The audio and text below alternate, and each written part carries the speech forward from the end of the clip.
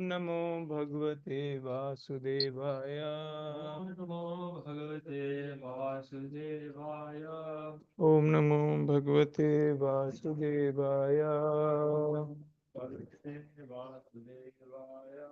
You can recite together. नारायणं नमस्कृत्यं नरं चैव नरोत्तमं देवीं सरस्वतीं व्यासं ततो जयमुदीरयेत्।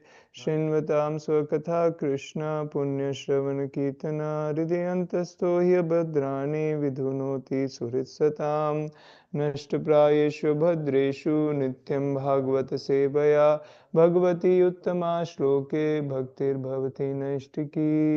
ग्रंथराज श्रीमद् भागवतम की जय। Thank you, dear devotees, for your association. His Grace and Chaitanya Prabhu, Adinath Krishna Prabhu, Satwat Prabhu, Vishal Prabhu, and Avnish Prabhu. Thank you so much. We are reading from Canto 1, Chapter 15, Text 49. Please repeat after me. 1, 15, 49. विदुरोऽपि परित्यज्य प्रभासे देहमात्मना कृष्णावेशेन तच्चित्ता पितृभिः स्वक्षयं यजो। विदुरोऽपि परित्यज्य प्रभासे देहमात्मना कृष्णावेशेन तच्चित्ता पितृभिः स्वक्षयं ययो। विदुरोऽपि परित्यज्य प्रभासे देहमात्मनः कृष्णावेशेन तच्चित्ता पितृभिः स्वक्षयं ययो। One chanter. विदुरोऽपि परित्यज्य विदुरोऽपि परित्यज्य प्रभासे देहमात्मनः प्रभासे देहमात्मनः कृष्णावेशेन तच्चित्ता कृष्णावेशेन तच्चित्ता पितृभिः स्वक्षयं ययो। पितृभिः स्वक्षयं ययो. Word for word translation purport by His Divine Grace A.C. Bhaktivedanta Swami Prabhupada. Shri Prabhupada ki jai. Vidura, Vidura, the uncle of Maharaj Yudhishthir. the uncle of Maharaj Yudhishthira, Api, also. Parityajya, Yatyajya, after quitting the body. after quitting the body, Prabhase, say in the place of pilgrimage at Prabhas. in the place of pilgrimage at Prabhas, Dehamatmanaha, Dehamatmanaha, his body. his body, Krishna, Krishna, the personality of Godhead. personality of Godhead, Aveshena, Aveshena, being absorbed in that thought. being absorbed in that thought, Tat, his. his Chitta, chitta, thoughts and actions. thoughts and actions, Pitribhi, Pitrivihi, along with the residents of Pitrilok. along with the residents of Vitrilo, Svakshayam, Swakshayam, his own abode. his own abode, Yayo, Yayo, departed. departed. Translation. Vidura, while on pilgrimage, left his body at Prabhas. Because he was absorbed in thought of Krishna, he was received by the denizens of the Pitrilok planet, where he returned to his original post. Purport. The difference between the Pandavas and Vidura is that the Pandavas are eternal associates of the Lord, the personality of Godhead, whereas Vidura is one of the administrative demigods in charge of the Pitriloka planet and is known as Yamaraj. Men are afraid of Yamaraj because it is he only who awards punishment to the miscreants of the material world. But those who are devotees of the Lord have nothing to fear from him. To the devotees, he is a cordial friend, but to the non devotees, he is fear personified. As we have already discussed, it is understood that Yamraj was cursed by Manduk Muni to be degraded as a Shudra, and therefore Vidura was an incarnation of Yamraj. As an eternal servitor of the Lord, he displayed his devotional activities very ardently and lived a life of a pious man. So much so that a materialistic man like Dhritarashtra also got salvation by his instruction. So, by his pious activities in the devotional service of the Lord, he was able to always remember the lotus feet of the Lord, and thus he became washed off all contamination of a Shudra born life.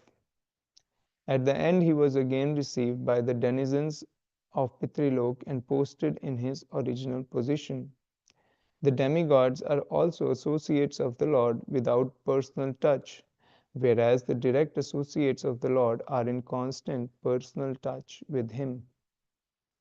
The Lord and His personal associates incarnate in many universes without cessation. The Lord remembers them all, whereas the associates forget due to their being very minute parts and parcels of the Lord. They are apt to forget such incidents due to being infinitesimal. This is corroborated in the Bhagavad Gita 4.5.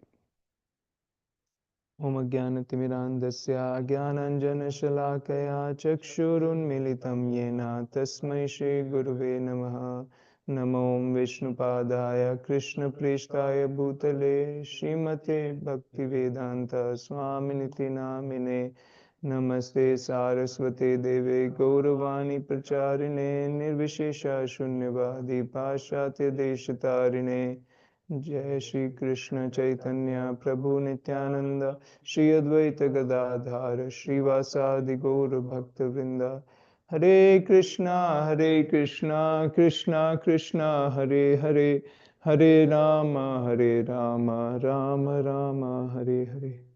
I seek blessings of all the assembled devotees to glorify Srimad Bhagavatam in the mode of Guru Parampara. वंशाकल्पतरुभ्यश्च कृपा सिन्धुभ्य एव च पतितानां पावनेभ्यो वैष्णवेभ्यो नमो नमः. Hare Krishna. So we are reading this chapter. The Pandavas retired timely.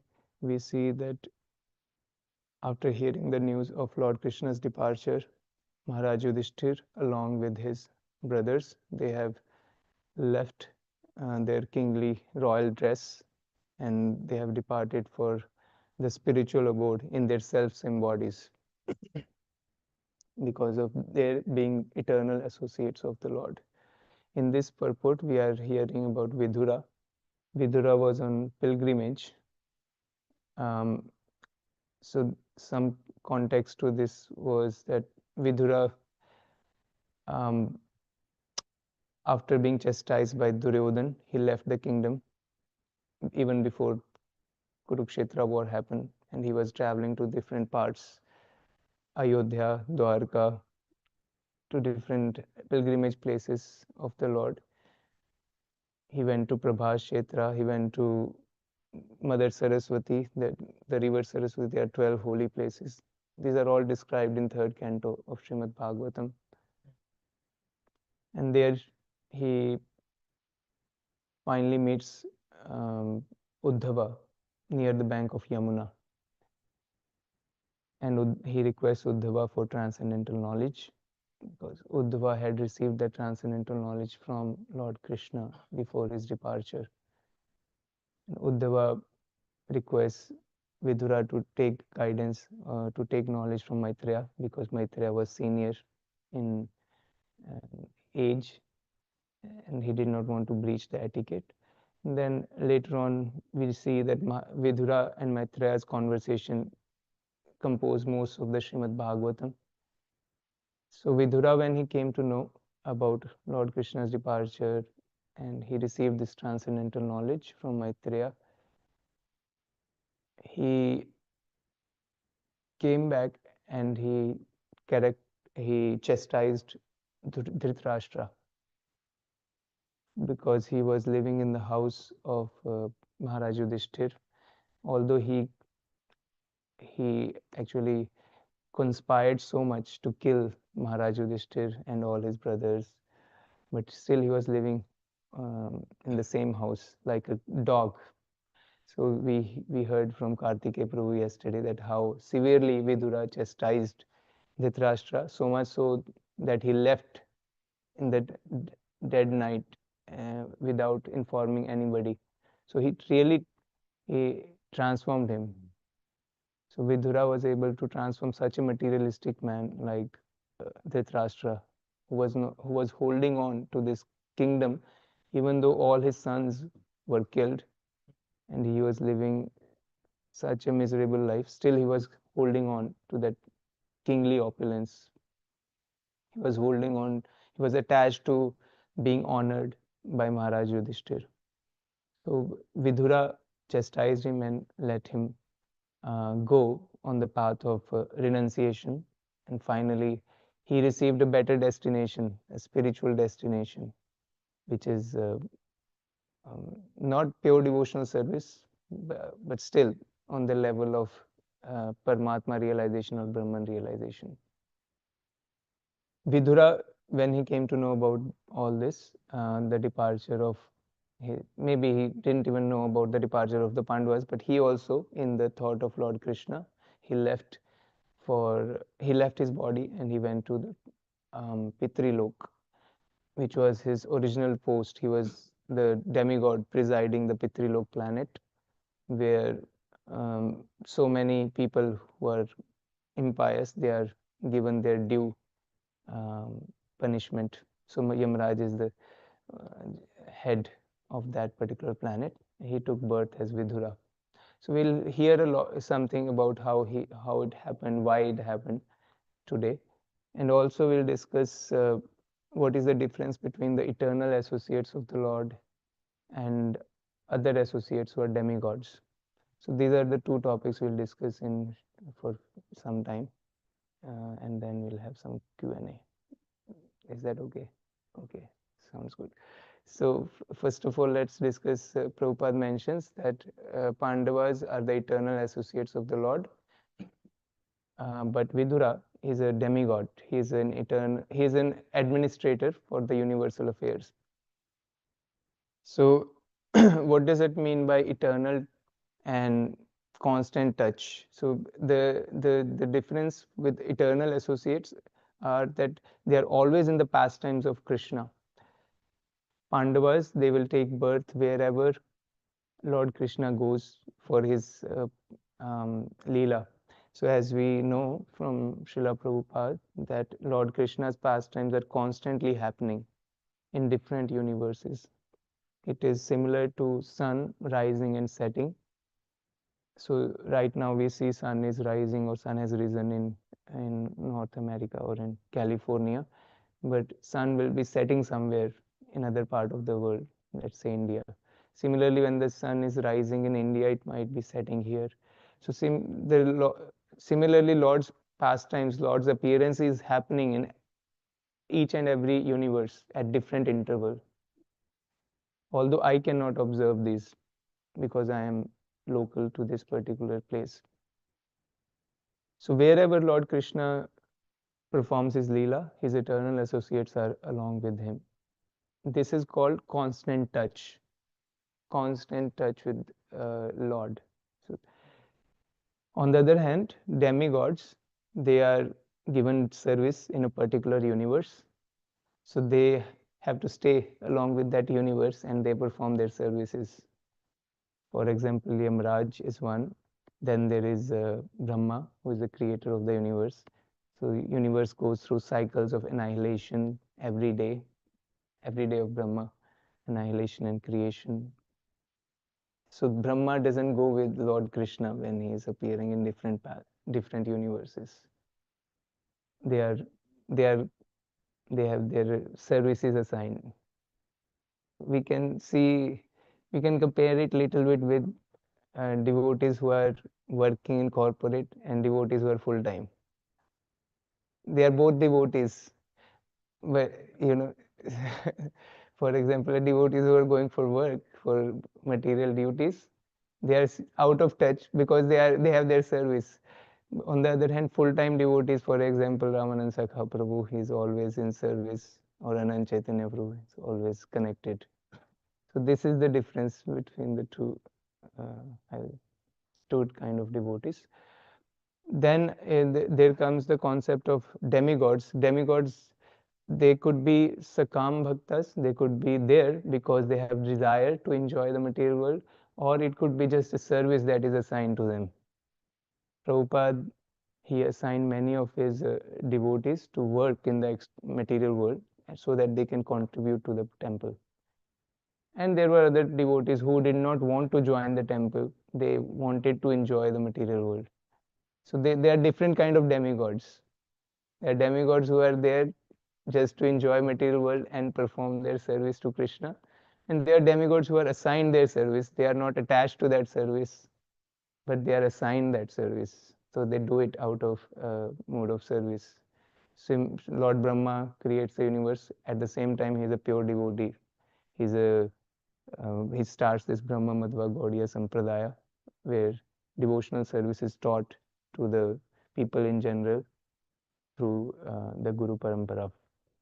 Similarly, Lord Shiva is one of the demigods, but he is there as a service. That is his service. He is Vaishnava Nam Yatha Shambhu. He is best of the Vaishnavas. So this is the difference between different demigods. They can be of different motivations. Then there is a mood of the people who worship demigods. Krishna in Bhagavad Gita, in chapter 3rd, verse 10 through 14, he establishes demigod worship as a means of sacrifice. If you want to stay happy in this world, if you want the basic necessities, food, air, water, you worship these demigods. At the same time, one has to understand that these demigods are empowered representatives of Krishna.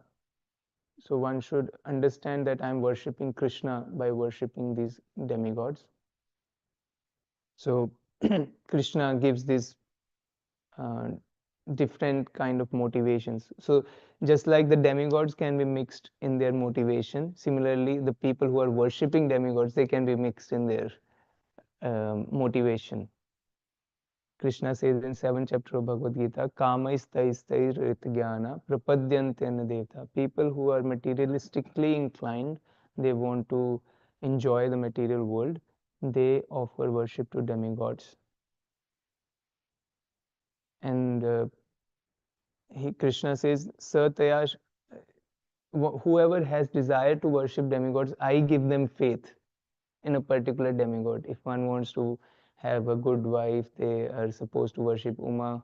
If one wants to have good health, they should worship Suryadev, good health. And maybe for money, it is Lakshmi Devi, I'm assuming. So similarly, there are different demigods or Ganesha for different things. So Krishna gives faith to that particular person in that demigod. And then when that person has faith, he performs service. Sataya Shraddhaya Yuktas Tasya Aradhanamihate Labhate Cha Tata Kaman Mayaiva Vihitanithan. So Krishna says when that person performs service to the demigod, he gets the desired result. But that result is being provided by me, actually. Mayaiva Vihitanithan. So they sometimes they know, sometimes they don't know. Antavattu bhalam tesham tad bhakti alpamedisam. That those people are less intelligent because the results that come from demigods, they are temporary. So they don't say eternally. So Krishna gives all these details. You are worshipping demigods. Understand what mood you should worship. If you are worshipping just for materialistic results, they are temporary. They are temporary. They are not going to stay. So we see a couple of stories. We see story of Daksha in Srimad Bhagavatam. He worshipped Brahma. He did elaborate Vedic sacrifices to elaborate Lord Vishnu. Bhrigu was worshipping. Bhrigu was his main priest, head priest for the fire sacrifice. So they were well accustomed with the Vedas. They were well accustomed with the goal of the Vedas is to please Lord Vishnu. But Daksha's mood was not right. His mood was that I want to enjoy and I want to establish myself as the best ruler of the entire world. So he was worshipping these demigods for his fame, not to please Lord Vishnu. That's why he offended Lord Shiva. He he was seeing Lord Shiva as somebody who was dressed in a very maybe what do you say, in a niggardly fashion, or like a madman. So he offended Lord Shiva that he doesn't know even how to dress. He has this long hair. He wears the garland of skulls, and he calls himself as self. He wears ashes on his body, and but still he is glorified as the best of the demigods. I don't know how, but he doesn't know how to respect his father-in-law. You know. So because he could not see that the Lord Shiva's spiritual position, that he was so advanced that he was always meditating on Krishna in his heart, he offended uh, Lord Shiva, and that's why he got a goat head. Um, so we see that the mood has to be right, even though he was performing sacrifices as prescribed by Krishna in Bhagavad Gita, but his alignment was not right. So motivation makes so much difference. The way we are performing any activity, what is the motivation? What is my alignment? On the other hand, we see story of Lord Chaitanya. When Lord Chaitanya was visiting all these demigods temple, he was actually visiting southern India in different holy places. He was even visiting the places, temples of demigods like Lord Shiva. He went to Varanasi. He visited the temple of Vishwanath, Kashi Vishwanath. So I think recently one devotee mentioned what the difference between Sri Vaishnava and Gaudiyas in one of the classes I heard. I think it was Bhakti Rasamrita Maharaj. So Sri Vaishnava said, yeah, we are almost same, but just that we don't worship demigods. But we see here gopis are worshipping Katyayani. We see Lord Chaitanya worshipping Shiva, and then there are other cases not allowed to enter Shiva temple, but Lord Chaitanya entered Shiva temple. So yes, Bhakti Rasamrita Maharaj said yes. So we even worship a dog because it's part and parcel of God.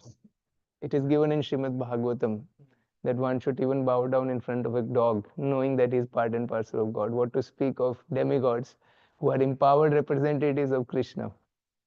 So Lord Chaitanya was bowing down in front of Lord Shiva, but what he was doing, he was performing Hare Krishna, Krishna Krishna, Hare Hare, Hare Ram, Ram Ram, Hare Hare. So his alignment was right, although he was in the temple of a demigod. So on so we can compare and contrast between Daksha and Lord Chaitanya. The alignment has to be right. Then we can um, then we can approach Krishna in the right way. And then our results will be permanent. It won't be temporary. So this is the difference. This is the first section, eternal associates and those associates who are given service in the material world. We also read from Krishna book yesterday when the demigods saw that there were so many demons on the earthly planet. They went to Lord Brahma along with Mother Earth to request how can we fix this situation.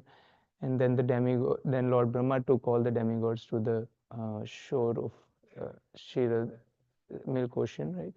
Right. So these demigods, they are representatives of Krishna in the universal fair. They could not approach Krishna directly. They had to go to Brahma. And Brahma also offered Purusha Sukta prayers, and he got a message from Vishnu in the heart. So there is no personal touch here. If you see, they are praying to Brahmaji, and Brahmaji is offering prayers. On the other hand, uh, as explained nicely by Avnish Prabhu yesterday, those residents of Vrindavan, they are always seeing Krishna. They are always playing with Krishna. Mother Yashoda is making nice preparations for Krishna. Gopis are in personal association with Krishna.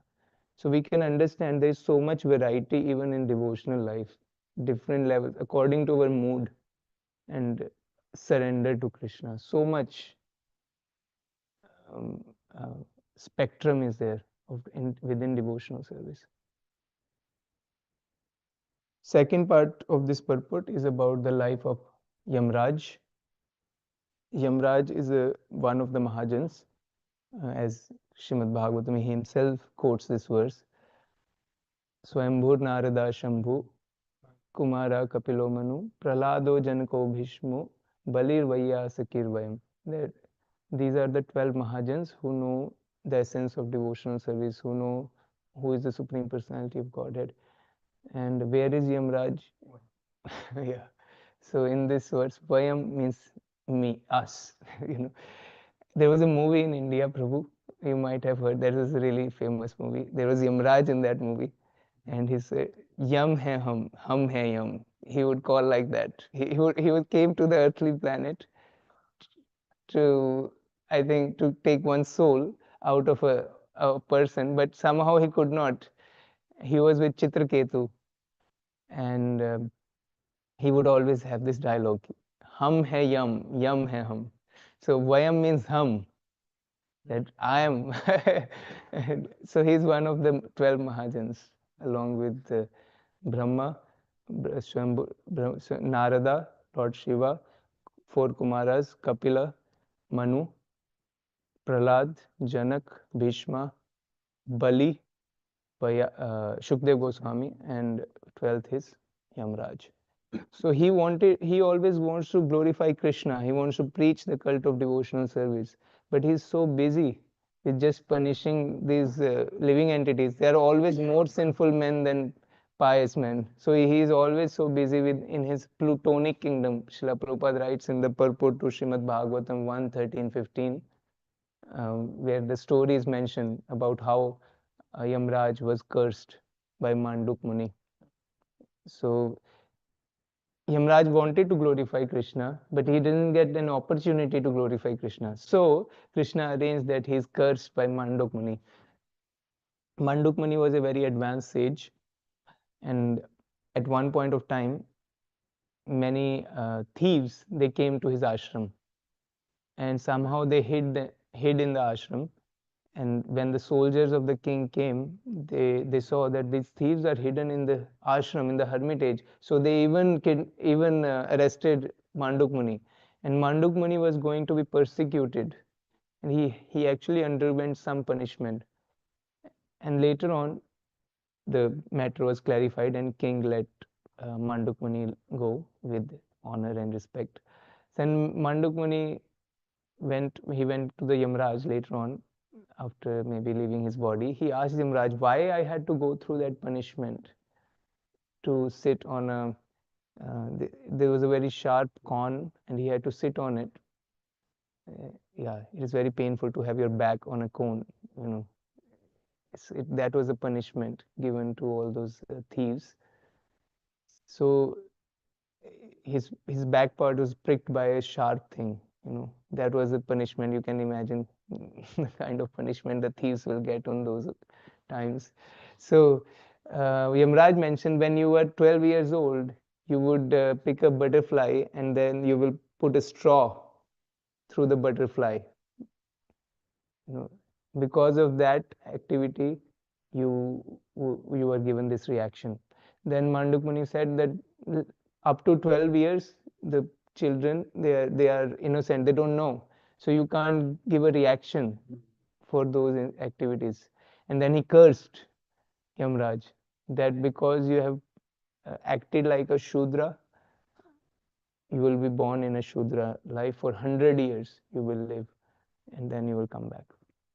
So then Yamraj was born as Vidura to Vyasadev. He was born to Vyasadev, but through a kept mistress, or those are the dasis, huh? They are called maid servants. So in the kingly palace, this is when Vichitra Virya was not able to beget any progeny, royal progeny. Vichitra Virya was son of Shantanu through the fisher woman. What is her name? I'm not Satyavati. Yeah, but he could not beget any sons. So on the order of the queen Satyavati, they allowed Vyasadev to get progeny through Amba Ambika, Ambalika. Only two of them begot Pandu and Dhritarashtra. The third one did not come, but instead she sent maid servant, her maid servant. So Vyasdev with this maid servant gave birth to Vidura. That's why he's called Shudra. On the Yeah, but Vidura was not a Shudra. He was very, very learned. He would always give consultation to um, Dhritarashtra, and Dhritarashtra was very grateful for his consultation. His Vidura Niti is well known in politics, and everybody accepts his advice, consultation.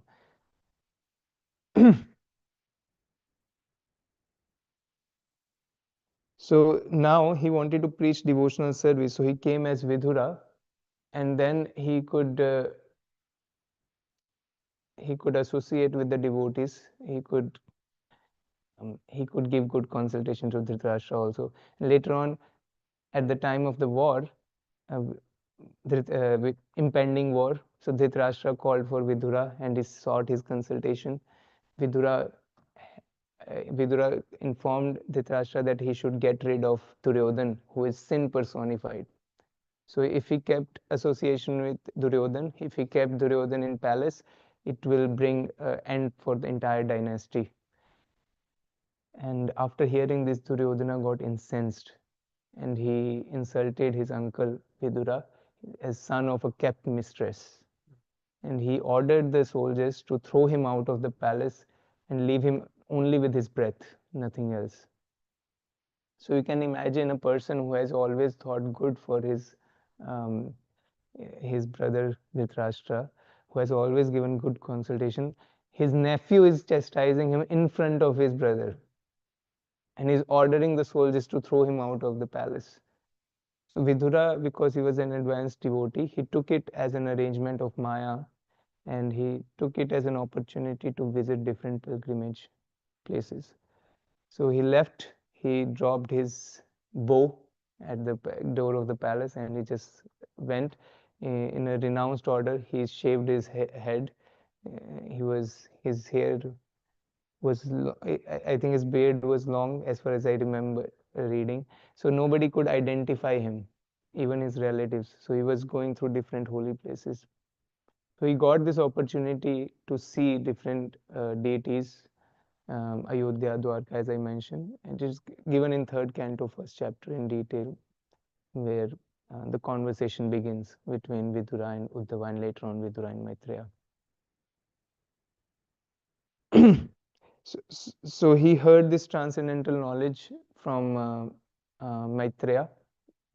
It makes most of the Srimad Bhagavatam, the conversation between Vidura and Maitreya. Because of that, we have the Srimad Bhagavatam discussion. Most of the 12 cantos is discussion between Vidura and Maitreya.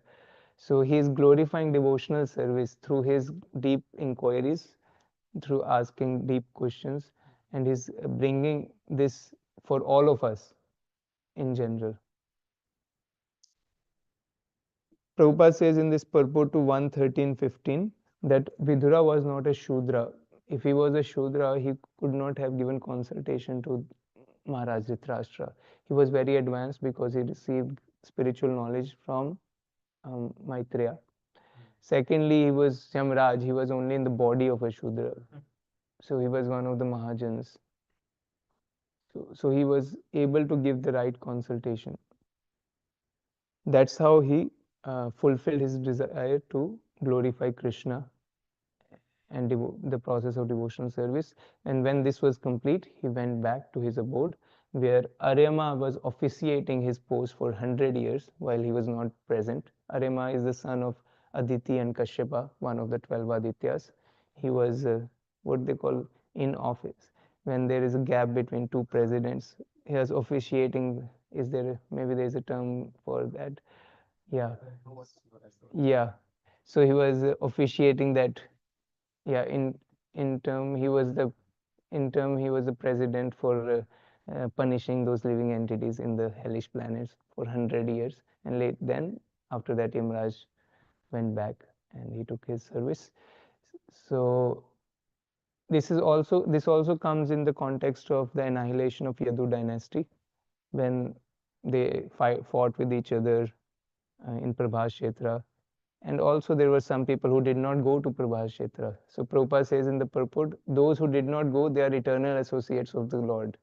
And they just went back from there to their respective pastimes with Lord. And those people who fought, they were the demigods. And they from there they went to their services in the universal affairs. So Krishna, when he comes, comes with so many associates at different levels, and he perfectly arranges how they come and how they depart. So I will stop here. Hare Krishna, Krishna Krishna, Hare Hare, Hare Rama, Rama Hare Hare. We can have some discussion.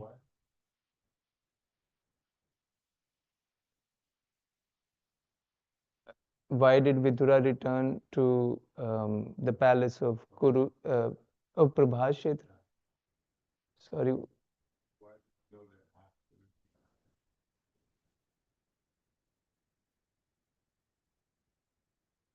So if I understand you right,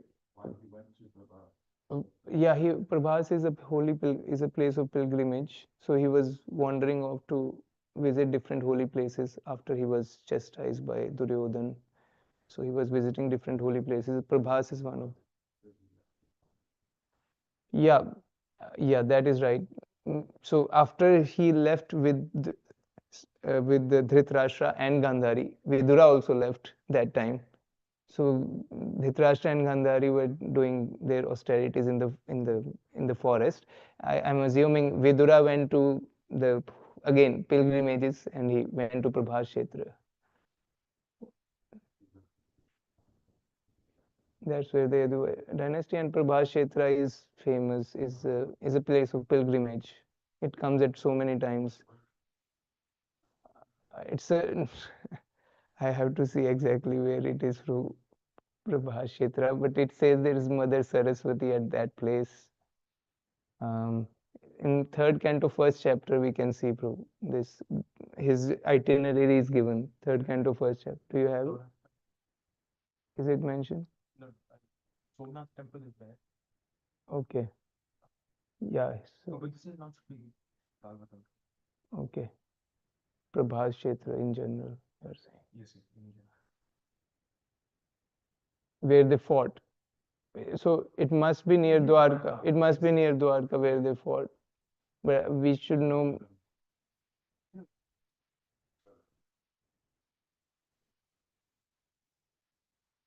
Yeah, I'm not sure why it is famous as a place of pilgrimage, but it is. That's why they went to perform those fire sacrifices. Where they offended Narada and the other sages.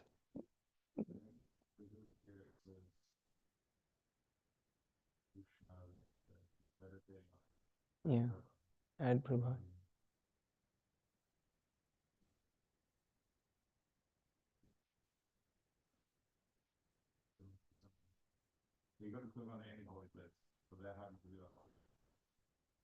Yeah, yeah,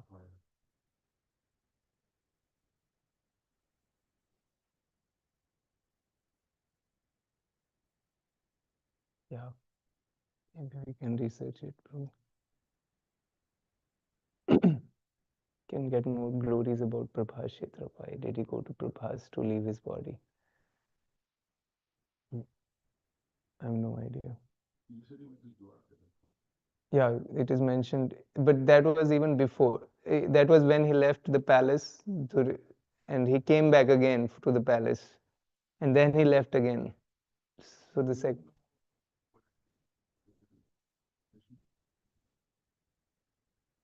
It is in the third kind of first chapter. It mentions that he visited all these places: Mathura, Ayodhya, Dwarka, just as a holy place. I can find. Hmm? Yeah. Okay. Yeah, but this was before the Kurukshetra war.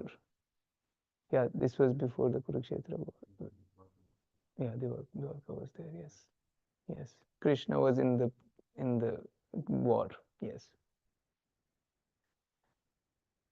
yeah, but he Dwarka was there. Yes,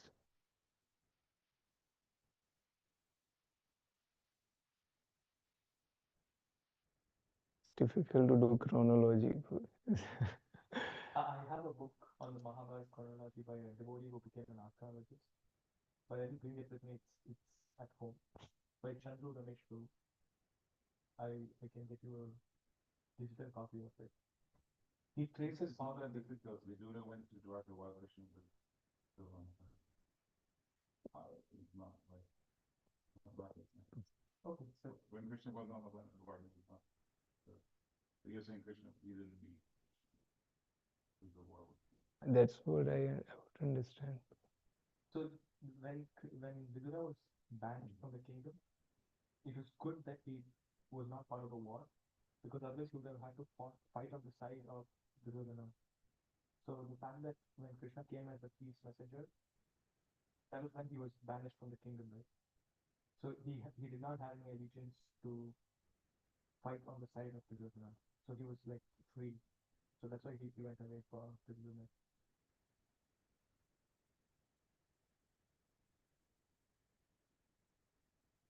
Maybe that's why Krishna came and stayed in his house before he left.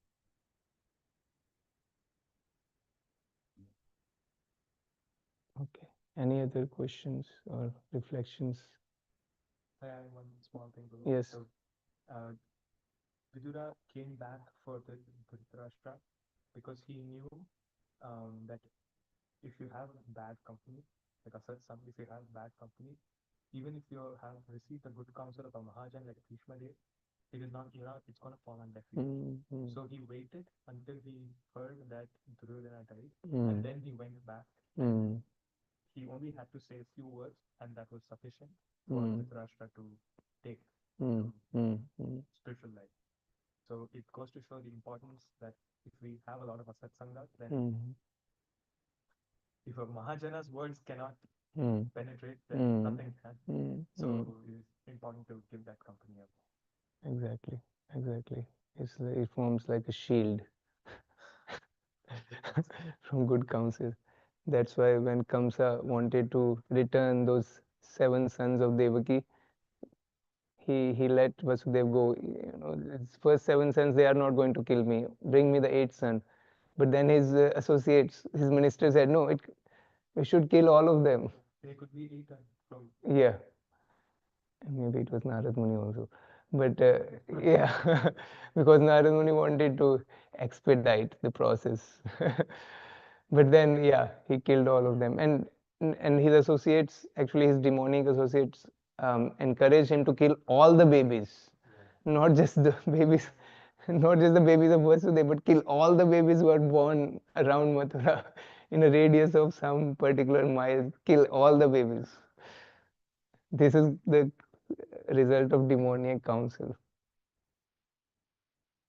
Such a person lose their pious credits very quickly. Thank you. Anything else? Who was the king who asked for the youth of one of his sons? It's a king that asked, like he wanted to become youthful again. Oh, Yadapti. Yeah, so Yadapti, one of his sons. He exchanges with his son. Yeah, but I'm forgetting but this Dhritarashtra situation reminds me of that. I think in that the purport for that verse is stated. It specifically targets you are living in the house of Bhima Singh. And the reason why is because Bhima was the one who killed both Duryodhana and another one of his Dushasana. two of his dear sons. So it's specifically pointed out like that. So it was just like how crazy it is that you would stay in the house of somebody who killed the two, like that much you're attached to this life air, just like that you're holding on. So I was just thinking, it reminded me of this, like, because Govinda Maharaj also, he says, like, how crazy is it? You're asking your own son, you're asking for his youth. you're an old man. You have done a whole life. Like, let this boy live. But no, you're so delusional that you're asking for the son. So that's the madness of this lusty desire. I think that's the lecture that he says, that madness of lusty desire. Yeah. So yeah, I just that connection was reminded. That is so true. One gets mad in this. Yeah, It's truly mad. it's truly madness, completely madness. How can you be in house of somebody who killed your son? How can you be asking your son for a seed? Thank you for bringing that. Okay, we'll stop here. Granth Raj Srimad Bhagavatam ki jai, Srila Prabhupada ki